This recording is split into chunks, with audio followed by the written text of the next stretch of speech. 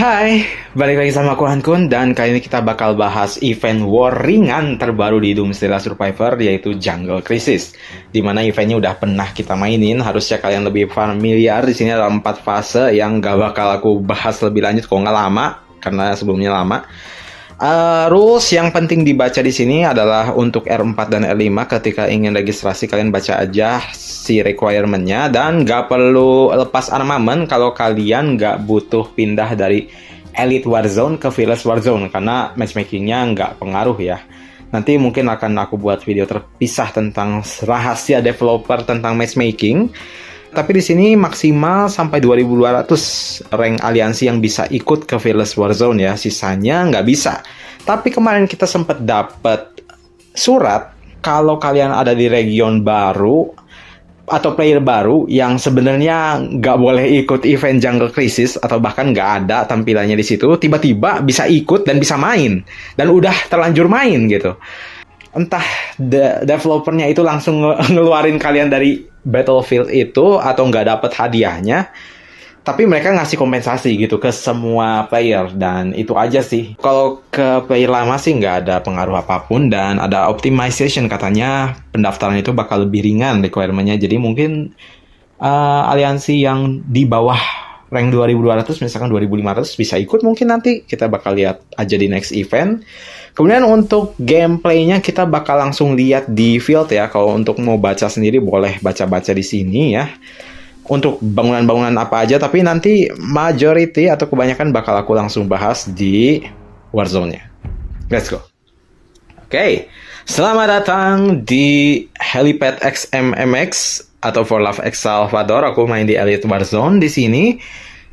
Di mana kalian bisa notice di sebelah kanan ada energi beberapa per 160, artinya kalian bisa nabung energi sebanyak 160 atau namanya di sini adalah action token yang mana dia akan ngisi sepanjang waktu 5 menit satu energi dan kalau penuh juga ada tulisannya di situ berapa lama. Kemudian di sebelah kanan atasnya juga ada material yang mana kalian bisa dapatkan dari farming. Pertama, cara mainnya itu kalian hanya disediakan satu wilayah yang dikuasai yaitu helipad. Dan beberapa bangunan di sekitar kalian itu bisa di-capture kalau kalian nyambungin jalan dari helipad ke bangunan terdekat.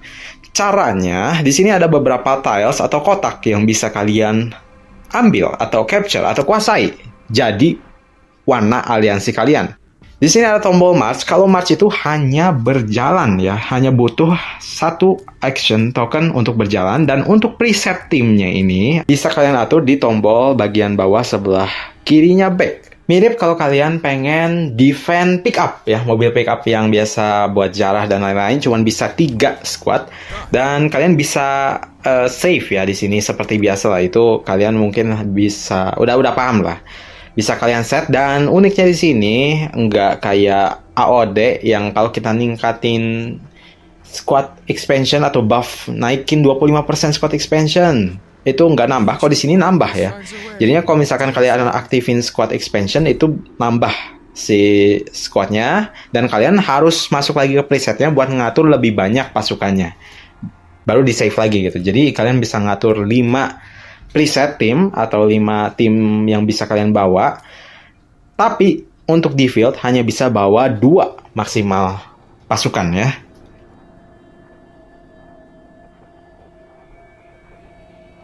March untuk berjalan, capture untuk nge-capture area tersebut. Butuh 1 action token dan butuh 10.000 material. Tinggal kalian buat jalan ke bangunan terdekat, lalu di-capture. Selesai. Lalu, bagaimana kalau ketemu musuh di tengah jalan? Kalau ketemu musuh di tengah jalan, atau ya seseorang yang bukan dari aliansi kalian sendiri, itu akan terjadi battle mini di situ. Tapi bukan battle yang seperti biasanya ada proses atau enggak ya. Karena kan biasa ada proses ngeluarin skill dan lain-lain. Nah, kalau ini langsung instan. Ya, ini kayak main Lords Mobile atau game-game lain. Ya, karena prinsip war-nya ringan, jadinya selagi jalan kau ketemu pasukan lain, nah, Yang di battle ini itu adalah tim yang kalian udah atur tadi. Jadi tim yang kalian lawan tim yang musuh. Langsung battle di tempat kayak AOD di situ. Kalau menang, berarti kita masih bisa terus berlanjut ke lokasi yang kita targetin. Kalau kalah, kita pasukannya balik lagi ke helipad atau ke camp terdekat. Yang mana camp terdekat itu kalian bisa lihat di battle camp di sini ya. Yang biasanya ada di tower atau forward outpost yang berada di bangunan-bangunan di area 2 atau di area 3. Yang mana ini merupakan hal yang penting untuk dikuasai di awal ya. Sebisa mungkin lebih cepat di capture dibandingkan dengan musuh ya. Karena begitu camp berhasil dikuasai atau forward outpost ini berhasil dikuasai, camp ini akan terbuka dan kalian nggak lagi ngambil pasukan atau pasukan itu nggak jalan lagi dari helipad tapi bisa langsung jalan dari battle camp. Jadi kalau misalkan kalian ke area 3 itu nggak jauh-jauh lagi dari helipad pasukannya tapi bisa langsung dari tower sebelah sini nih. Nah, tower sebelah sini langsung bisa support ke battlefield-nya lebih cepat jalan kakinya, kayak begitu. Lalu, apa lagi?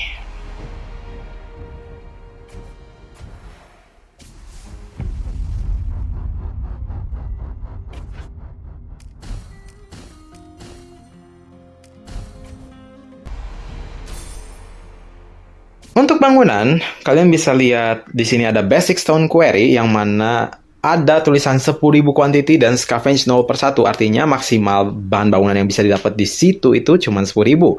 Dan cuma bisa dimasukin satu pasukan ya atau satu pasukan lah. Nah, di sini juga ada pilihan antara camp setelah scavenging ya, camp setelah mengambil batu-batu itu. Jadi pasukannya bakal diem di situ atau checklistnya dihilangkan, maka pasukan kamu setelah ngambil batu di situ langsung balik lagi ke helipad atau ke battle camp terdekat. Yang mana kalian bisa atur sesuai strategi kalian. Terus ada lagi node yang level 2 atau intermediate stone quarry di mana kuantitinya di situ 60.000 dan scavenge-nya nih jadi per 3. Artinya bisa dimasukin 3 pasukan sekaligus, yang mana satu march atau satu pasukan bisa ngambil maksimal 30.000 batu. Dan batunya itu nggak harus dibawa dulu ke helipad ya. Jadinya selama udah beres macul di situ dapat batu, kalian keluar dari node itu, batunya langsung ditambahin ke inventory kalian. Jadi nggak harus balik ke helipad, bisa langsung jalan lagi ke yang lain gitu. Kecuali kalau inventory-nya penuh sih. Ya, kalau ngejarah dari yang lain. Terus di sini juga ada yang advance atau yang level 3. Di mana di sini kuantitinya 200.000 dan bisa dimasukin sampai 5 orang. Kemudian di atas itu kalian bisa lihat ada logo seperti tower atau menara dan ada kaki, ada sepatu. Di situ artinya di node tersebut atau di kotak itu ada berapa musuh yang ada di situ dan ada berapa pasukan yang sedang berjalan ke kotak itu. Ya, itu artinya. Dan di situ ada tanda seru kecil lagi yang mana kalian bisa lihat. Di situ tuh squad punya siapa sih? Nah, itu yang awal-awal kita kan bingung pas awal main. Ini siapa? Kita gacha aja kan. Kita serang lalu menang atau enggak. Ya, ini hoki-hokian. Ya, itu agak fun juga sih. Tapi sekarang kalau kalian udah tahu misalkan melihat ada fitur ini, berarti kalian bisa lihat misalkan ada whale dan di situ ada nama whale-nya, berarti ini whale, jangan diserang gitu ya. Itu bisa dimanfaatkan. Sisanya sih nggak ada informasi apa-apa kecuali si stone ini bakal di-refresh lagi kuantitinya. Kan kalau udah diambil pasti udah harusnya hilang tuh, tapi dia tuh bakal tetap ada tapi 0 kuantitinya. Kalian bisa maju lagi di situ atau di-refresh lagi kuantitinya selama 8 jam sekali ya. Untuk yang node level 3 hanya 2 jam. Untuk yang level 1 dan untuk yang level 2 itu 4 jam. Jadi beda-beda untuk setiap node. Lalu apakah kalau kita nge-capture tower atau forward outpost itu ngebuat musuh nggak bisa masuk ke area kamu? Enggak juga ya. Hanya supaya musuh itu nggak bisa nggak bisa nge-capture lagi kalau nggak ada area lagi di tengah gitu. Kalau misalkan kita punya area di tengah, misalkan di tengah itu ada area, tapi tower kita keputus, misalkan itu nggak masalah. Selagi area tersebut belum dikuasain sama musuh ya. Jadinya ini strategi yang penting buat dicatat sih. Nggak terlalu harus fokus defend tower yang mati-matian, tapi fokus ke objektif. Kalian dapetin point capture atau research point tadi sebanyak mungkin. Lalu untuk eventnya sendiri kalian bisa lihat ranknya di sini, aliansi ranknya, kemudian berapa research point yang didapat aliansi per menitnya, itu didapat angkanya. Kalau misalkan kalian mau naikin jumlahnya supaya aliansi kalian di rank 1, kalian harus nge-capture beberapa bangunan yang menghasilkan capture point itu, seperti bunker-bunker tadi yang level 1, 2, 3, ada first capture dan ada capture point per menitnya, tower dan lain sebagainya. Jadinya naik ya si poin per menitnya. Kemudian untuk dapetin poinnya kayak gimana? Cuman ada beberapa cara, yaitu nge-kill tier troop musuh ya, T1 sampai T6. Kalau pasukan masuk rumah sakit juga dapat poin, dan kalau macul atau ngambil batu juga dapat poin. Untuk mapnya kalian bisa lihat di sini. Aku di sini ada G20 di Bali. Ya gak sih di Bali ya. Kemudian di sini juga ada map overview di mana kalian bisa lihat map-map lain ya. Walaupun di sini sebenarnya untuk ngelihat map selain map kalian sendiri agak error ya, atau nggak bisa kita lihat secara langsung sih. Jadinya ya wayah nawe. Terus ada War Meets War, di mana di sini kita bisa dapat hadiah secara free. Yang paling penting sih buat dapetin Bramble Coin, yang mana ini bisa ditukar nanti ya. Di sini ada tombol ranking, kalian bisa lihat ranking poin tertingginya siapa. Minimal 2 juta poin buat masuk ke leaderboard ini, dan hadiahnya seperti yang aku udah bilang tadi, rank 1 maksimalnya hadiah-hadiahnya ini. Kalau misalkan aku rank 95, berarti di bawah situ. Kemudian untuk Trace to Treasure ini yang sangat penting buat dicatat dan jangan dilewatkan oleh free to play, karena kalau kalian player lama dan ada barang-barang ini numpuk di tas kalian, ini sumber cuan ya. Karena kalian bisa langsung tukerin high carbon steel atau yang buat dipakai di kendaraan itu buat ngupgrade workshop. Kemudian ada honing chip sama part materials dengan harga yang sangat murah. Kita literally bisa ngambil 240 high carbon steel secara gratis, 60 elite chip secara gratis, dan part materials 3 ini yang penting buat diambil sih, karena harganya jadi murah banget. Dengan kompensasi mengurangi tadi high carbon steel dan karbon yang nggak kepake itu, kalian bisa tukerin ditambah dengan Bramble Coins tadi menjadi item lain yang lebih berharga, karena udah nggak bisa diapa-apain. Di sini jadi cuma butuh 13 Bramble Coin aja buat ngambil high carbon steel 1 biji. Sedangkan kalau nggak pakai itu 390. Itu rasionya 1:13 ya. 1:30. Kalau kalian cuman manfaatin Bramble Coin doang, ngambil ini seret banget sih. Kalau misalkan ada tambahannya kita pakai item-item yang udah nggak kepake tadi, itu jadi worth it banget. Dan sana aku cuman nukerin itu aja sih, sisanya nggak usah dipakai lagi sih Bramble Coins-nya. Udahlah, kalau kalian udah ngambil 3 itu, tukerinnya di sini aja sih Bramble Coin-nya, di yang biasa, di yang mahal. Tapi kalau untuk 3 ini pakai item-item tadi. Terus speed rescue. Wah, kita masih bisa dapat dong speed rescue. Wah, gila juga nih. Lah, kalau gitu GG.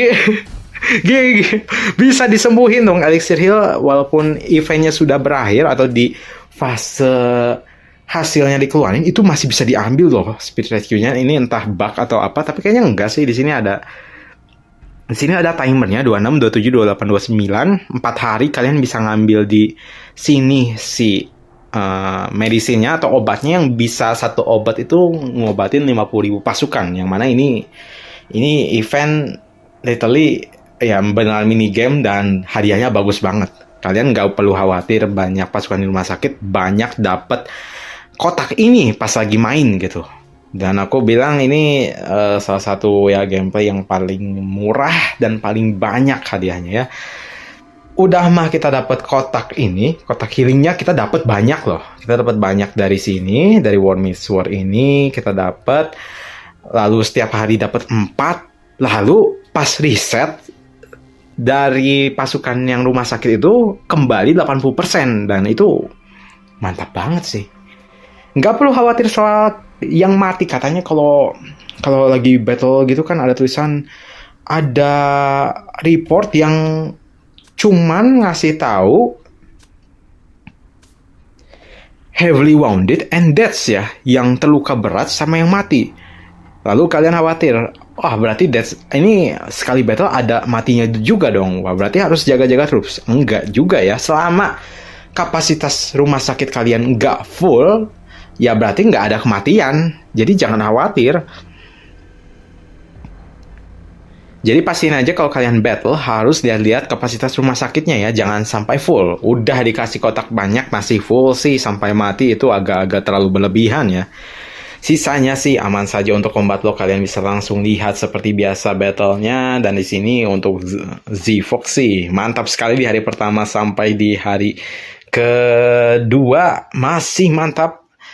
Dimana menguasai ya di rank 1, poinnya paling tinggi dan menyeramkan sih sebenarnya. Kita bahkan ya ini battle-nya luar biasa ya. Angel dan Bond, JS Hut di depan sedang upacara menghadap tower itu ya. Ya, dan berhasil nguasain tower di tengah beserta large hidden bunker yang poin capture-nya paling besar dan per menit poinnya juga paling besar. Ya, paling mantap sih.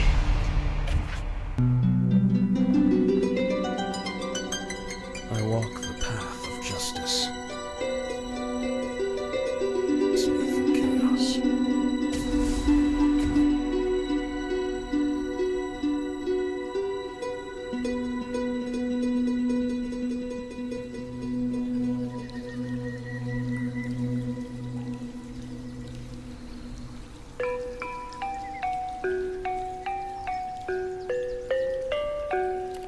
Wah gila sih itu. Wah itu GG sih. Angel bisa diam di situ saja langsung bubar squad rally-nya. Itu overkill sih Angel, ini gila sih. Oh ya, tentang mekanisme rally tower juga ya. Rally tower di sini itu artinya hanya berkumpul di satu pasukan besar, tapi tetap aja kayak 1 lawan 1 nanti, dimana urutannya itu berdasarkan dari yang pertama kali masuk ke rally ya. Jadi leadernya duluan yang kuat misalkan, jadi kuat lawan kuat dulu, baru selanjutnya pasukan-pasukan yang masuk ke dalam rally itu ngelawan musuh yang sama yang ada di tower tersebut. Dan satu tower juga itu bisa di defense sama berbagai orang ya, berbagai pasukan. Satu orang bisa bawa 2, bisa diem di situ. Dan yang bakal nyerang duluan, siapa yang serang duluan pertama bang? Apa itu maksudnya?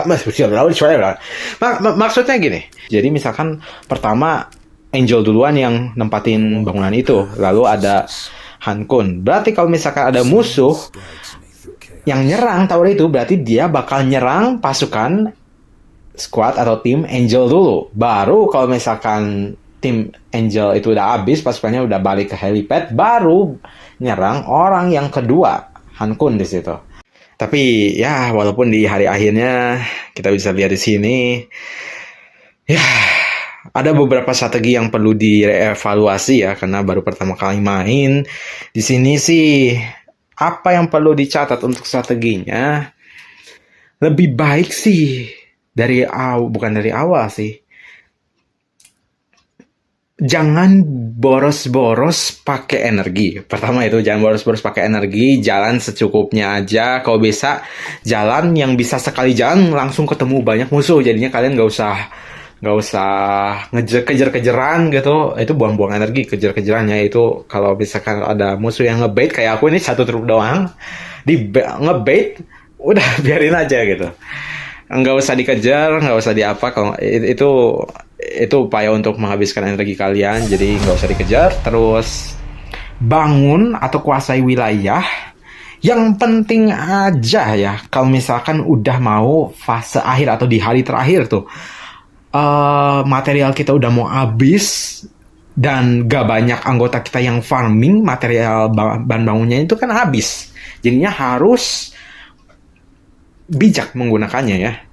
Dan kalau bisa sih kalau lagi nge-capture jangan ditinggalin sih atau harus di-defend, karena bisa di-recapture atau di-capture ulang sama musuh, yang mana itu buang-buang waktu dan buang-buang material juga. Jadinya kita udah nge-capture itu, ditinggalin terus sama musuh di-capture ulang, sama-sama ngeluarin 10.000 cost dan kita harus jalan lagi ke tempat itu, nge-capture lagi.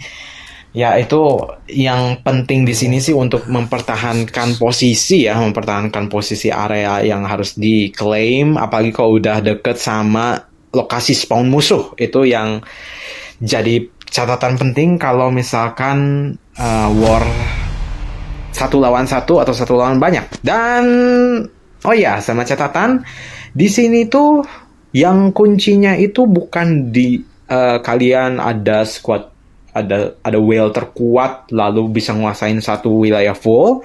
Ternyata nggak begitu. Kalau di sini semakin banyak ally atau semakin banyak aliansi yang bisa kalian ajak kerjasama ya, yang bisa kalian ajak kerjasama, yang artinya itu sama-sama nyerang atau sama-sama suportif, kalian bisa nguasain wilayah dengan mudah pas lagi tidur, karena mereka nggak mungkin bisa bulak-balik ngejaga satu area tersebut. Dan kalau misalkan kalian kalah di battlefield itu, misalkan nyerang orang yang sama, ya pasti mereka troops-nya walaupun kuat whale di situ, tapi lama-kelamaan dicicil sama musuh yang ringan-ringan, dia pasukannya juga jadi lemah, berkurang terus ya. Dari yang tadinya bawa 360, dari bawah 1.000.000 misalkan pasukannya, lalu ketemu musuh yang ini berkurang, misalkan berkurangnya cuma 10.000 jadi 990. Oke lah, ketemu lagi yang ini berkurang 300.000 misalkan, yang satu berkurang lagi terus dan udah hilang saja gitu. Jadi yang perlu dicatat sih, hemat energi, hemat bahan bangunan, dan kalau bisa masukin aja akun farm ke sini dan capture wilayah sebanyak mungkin ya.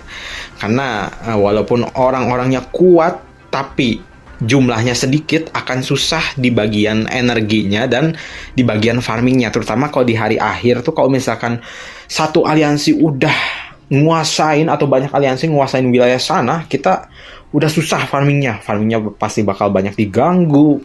Lalu ya kita juga nggak bisa ngeganggu farming musuh karena jauh, lalu banyak juga musuhnya. Jadi yang perlu dicatat di event ini sih, banyakin ally aja sih, dan ally-nya yang suportif ya, banyakin yang punya anggota aktif di aliansinya.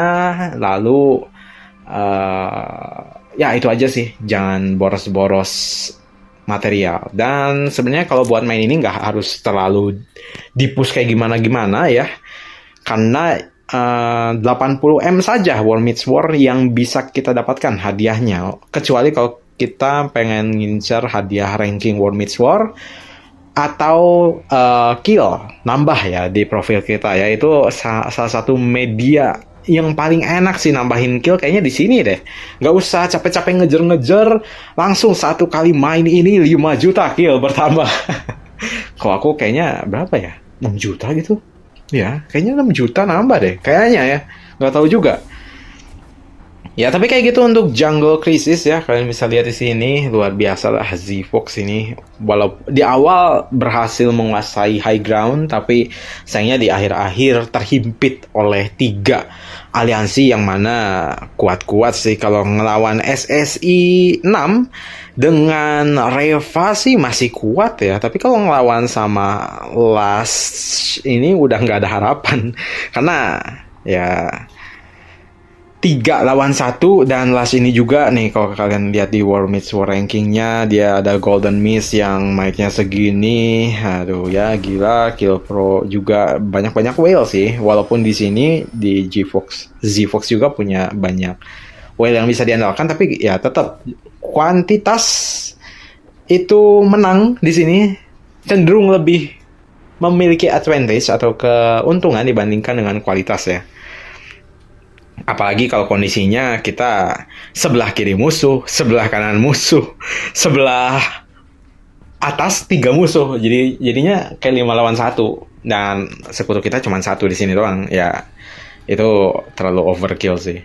Jadi thank you buat yang nonton. Kalau kalian suka boleh like, kalau kalian kurang suka boleh dislike. Kalau kalian punya saran atau ternyata ada fun fact ini bang yang kelewat mungkin sama aku, boleh komen di kolom komentar dan kita ketemu lagi di video selanjutnya.